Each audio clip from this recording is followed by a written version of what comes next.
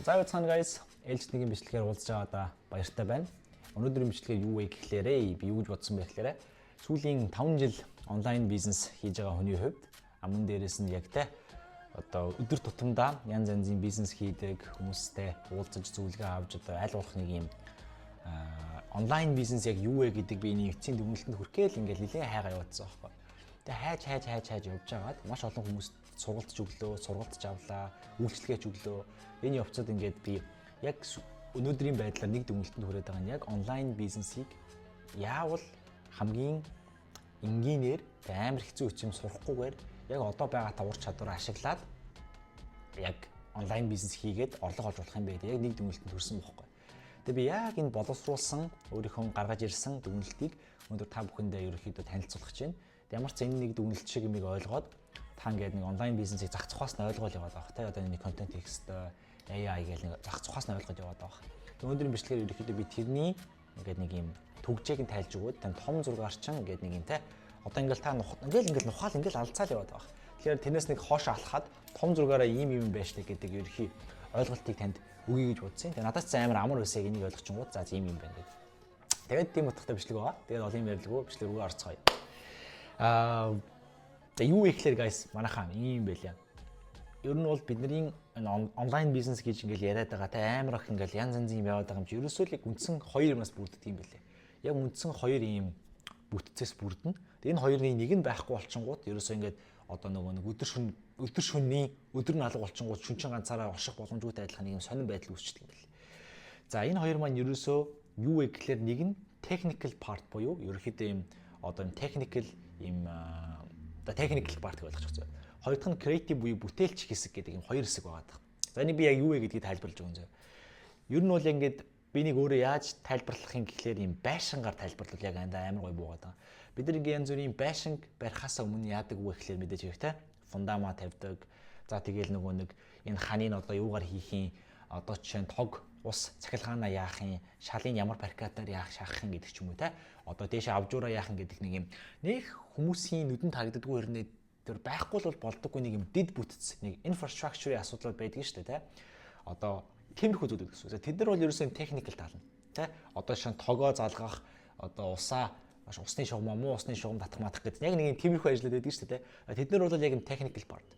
За нөгөө талынхын ажил нь болохоор creative буюу бүтээлч ажил. Одоо ч дотоод засал нь яах юм, артлын декор нь ямар байх юм, ямар өнгөөр бобоогоо хийх юм, тэ одоо чинь лаама асаах юм уу, ямар тавилга авах юм гэдэг нэг юм хүн өөрөө ороод ирцэн тэгээ нэг юм тэр орчноо тухтай болгох процесс бол ерөөсөө creative part гэсэн.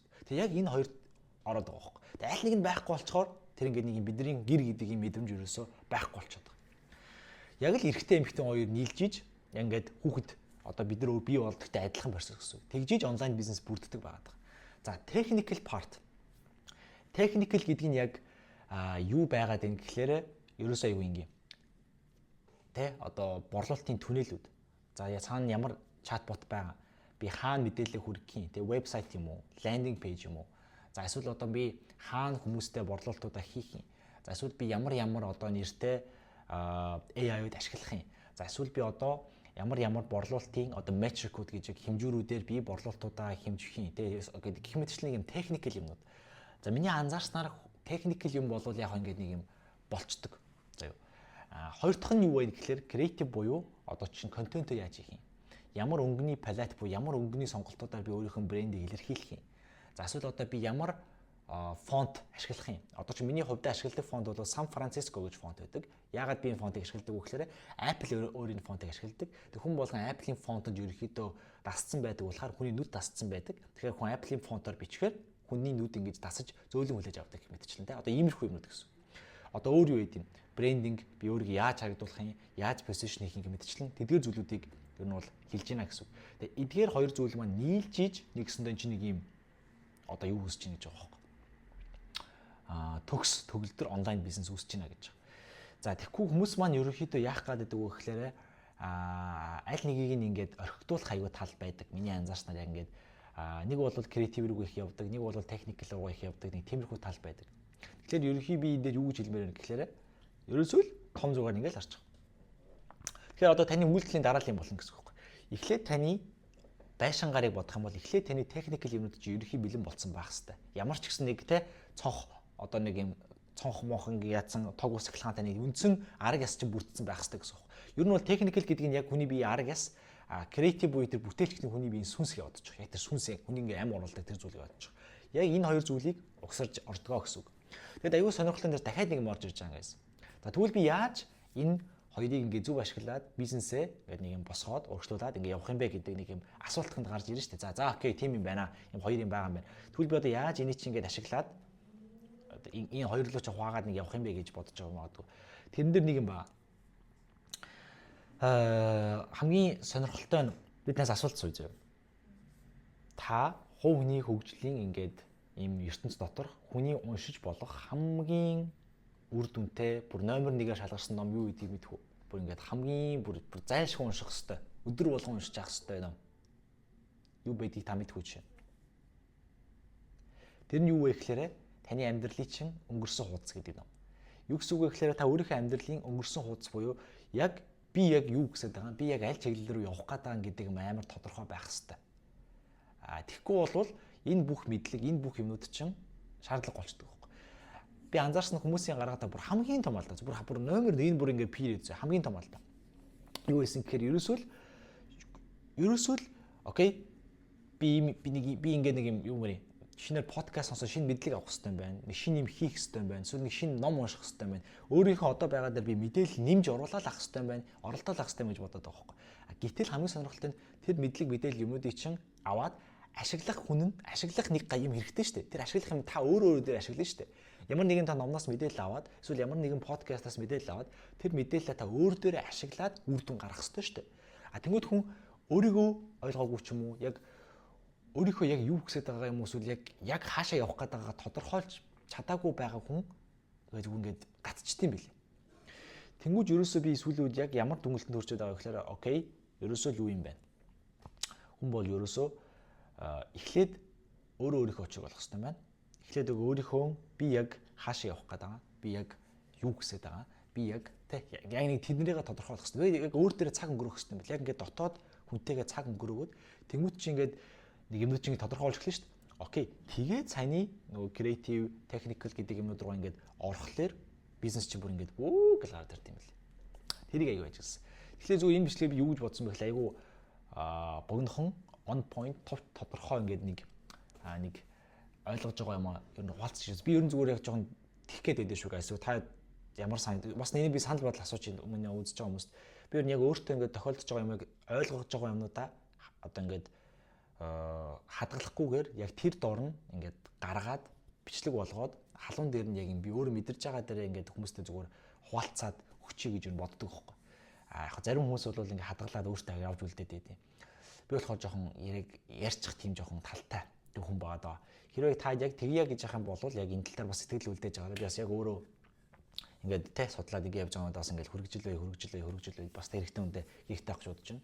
Тэгэхээр өнөөдрийн бичлэг бол ерөөсөө би энийг маш богино сурч үзсэн юм аа. Ерөөсөө л хоёр юм байна. Technical болон creative part гэж байгаа.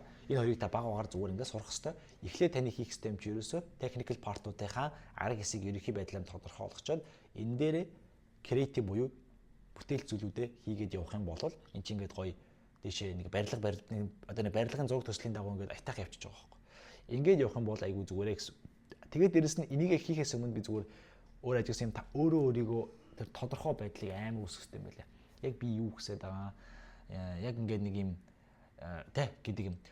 Тэгээ амар сонирхолтой амар бүр нэг юм гоё зөв юм хэлэх үү би. Тэр нь юу юм гэсэн чинь гэдэг юм байлаа. Яг та ингээд урагшлахгүй нэг юм өнгөрсөнд нэг юм эсвэл хийж байгаа ажилласаа ингээд яг нэг юм хохорч чадахгүй ингээд зууралтаад байгаа бол зөө нэг юм байдаг юм байлаа. Хүн ихэвчлэн өөрийнхөө нэг юм шийдэж чадахгүй гэж бодсон асуудлаасаа зүгээр зүхтаагаад яваад байт юм билээ. Яг танд ингэ зүхтаагаад яваад байгаа нэг орохгүй ингээд орхоос нэг юм жоох ингээд байгаа нэг асуудал байгаа зэ. Тэгээ амар сонирхолтой нь тэр асуудал шийдэгдэл та тэрнээс ингэж би чинь одоо ингэж салж урагшаагаа ингэж бүрэн ингэж чөлөөлөгддөг юм билээ. Тэгвэл би тэн дээр амар сонир арга сурсан. Ямар арга вэ гэхээр яг тэр өөрийнхөө зүхтаагаад байгаа юмруу ор зөө. Зүхтаагаад байгаа ажил байж болно эсвэл та одоо банкныхаа мөнгийг орхоос харж айжиж болно. Ягаад гэхээр амар их мөнгө өрсөн гэдгийг мэдчихэж байгаа. Зүгээр орхоос айгаад байж болно. Эсвэл та ямар нэгэн нэг хүнтэй харилцаанд ороод яг тэр харилцаанаас болоод нэг асуудал үүссэн байж байгаа. Нэг зүхтаагаад байж магадгүй. Тэгээ тэрнээсээ зүхтаагаад тэр чин таныг ингээд дараад ер нь бол ингээд нэг юм таныг ингээд иж магадгүй зөө. Тэгвэл амар гоё арга нь яг тэр нөхцөл байдал руу орж шууд ороод эсвэл тэр хүнтэйгээ уулзаад ч юм уу. Яг ингээд эхлээд сөрөг мэдрэмж төрнө. Тэгээ амар сонирхолтой нь тэр мэдрэмж сөрөг мэдрэмж чинь зүгээр юу ч мэдрэхгүй болтлоо. Та яг тэрийг ингээд хараад суугаад үз. Хараад ингээд зүгээр яг юу нэр нь намайг ингээд сонирн болгоод байгаа юм бол ингээд хараа суугаад үзье. Тэнгүүд шал уралчна. Тэнгүүд нэг сөрөг мэдрэмж чинь байхгүй болоод энгийн болоод тэгээд таны нуруунд дээр чинь ачаа авцсан юм шиг болчихсон. Ягаад тэгэхээр ямар нэг юмнаас зүхтаана гэдэг чинь тухайн нөхцөл байдал асуудал таны дээр байгаагийн илрэл болчихж байгаа байхгүй. Тэгэхээр таны доор орчхоор чинь та урагшаа явах гэхлээр тэр юмныхаа доор орсон учраас урагшаа явж чадахгүй байгаа гэсэн үг. Тэгээ нэг юм дээр нэг хөдлөх гэхлээр нэг юм зураатай ингээд те нэг юм хөдлөлөө өгцөө байгаад байгаа нөхцөл байдал юм байдаг гэсэн үг. Ягаад тэгэхээр цааны шалтгаан.